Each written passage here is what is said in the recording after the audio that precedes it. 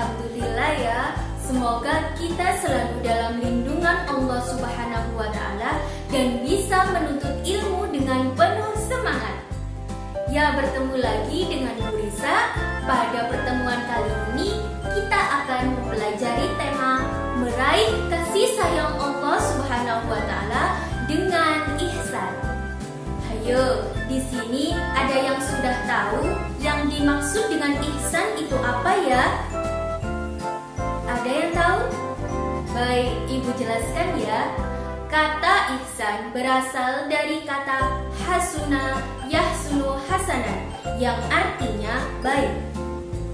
Jadi ihsan adalah menyembah Allah Subhanahu wa Ta'ala seolah-olah melihatnya, dan jika ia tidak mampu membayangkan melihatnya, maka membayangkan bahwa sesungguhnya Allah Subhanahu wa Ta'ala melihat perbuatan kita. Dengan kata lain, ihsan adalah beribadah dengan ikhlas, baik yang berupa ibadah khusus seperti sholat dan sejenisnya, maupun ibadah umum, yakni aktivitas sosial seperti tidak mencuri, saling menolong. Nah, dalil nakli tentang perintah berbuat ihsan terdapat dalam Al-Quran Surat Al-Baqarah ayat 83. Mari kita baca bersama-sama.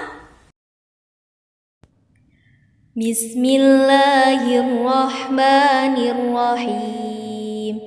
Wa idh akhadna mithaqa bani Israila la ta'buduna illallah wa bil walidaini ihsanan wa dhil qurba wal yatama wal masakin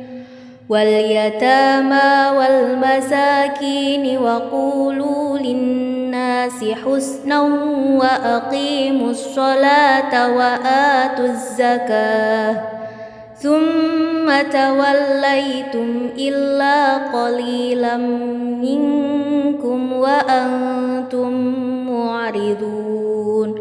Shadaqallahul azim. Yang artinya, dan ingatlah ketika kami mengambil janji dari Bani Israel, janganlah kamu menyembah selain Allah, dan berbuat baiklah kepada kedua orang tua, kerabat, anak-anak yatim, dan orang-orang miskin. Dan bertutur katakanlah yang baik kepada manusia, laksanakanlah sholat dan tunaikanlah zakat. Tetapi kemudian kamu berpaling kecuali sebagian kecil dari kamu, dan kamu masih menjadi pembangkang. Nah anak-anak, itu tadi dalil perintah berbuat ihsan dari Al-Quran Surat Al-Baqarah ayat 83. Selanjutnya Ibu tanya, kepada siapa saja ya kita harus berbuat ihsan? Ada yang tahu?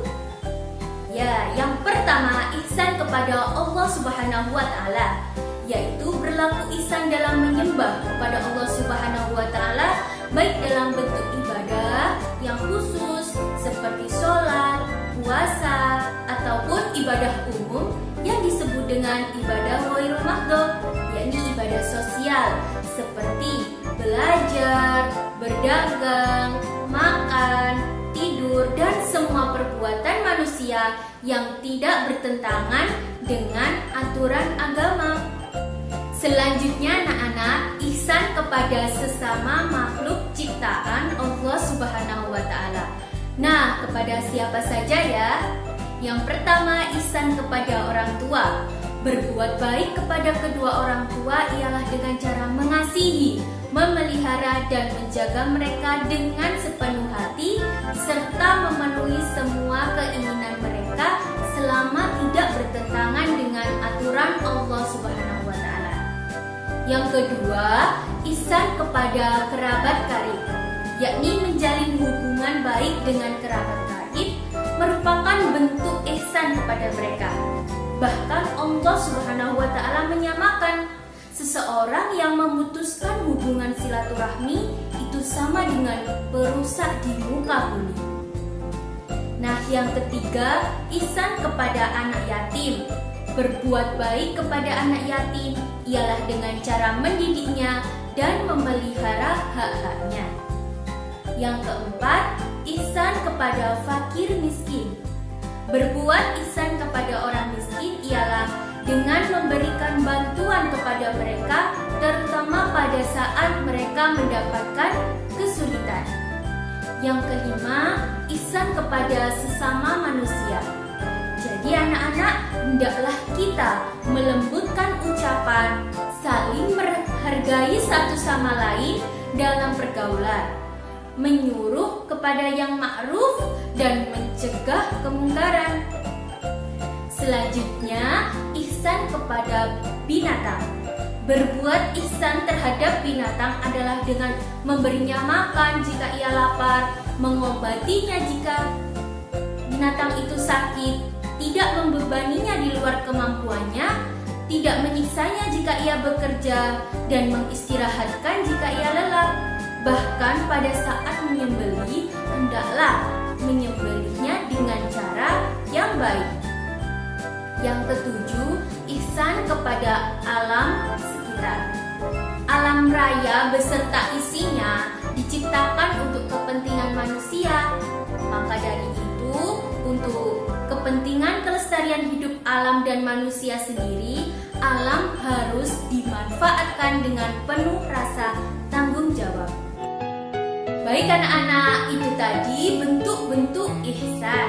Sekarang hikmah berbuat ihsan itu apa ya? Nah, kebaikan akan berbalas kebaikan adalah janji Allah Subhanahu wa Ta'ala dalam Al-Quran.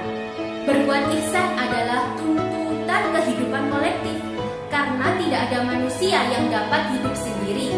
Maka Allah Subhanahu wa Ta'ala menjadikan saling berbuat baik sebagai bentuk keniscayaan.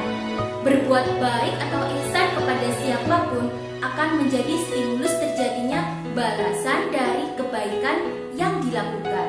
Jadi, kita kalau berbuat ihsan, maka timbal baliknya juga kita akan diberi kebaikan dari Allah Subhanahu wa Ta'ala. Dari materi ibu tadi, apakah anak-anak sudah paham? Apakah ada yang ditanyakan?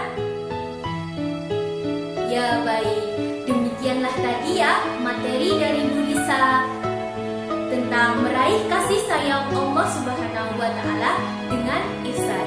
Sampai bertemu lagi pada pertemuan selanjutnya. Bu akhiri, wassalamualaikum warahmatullahi wabarakatuh.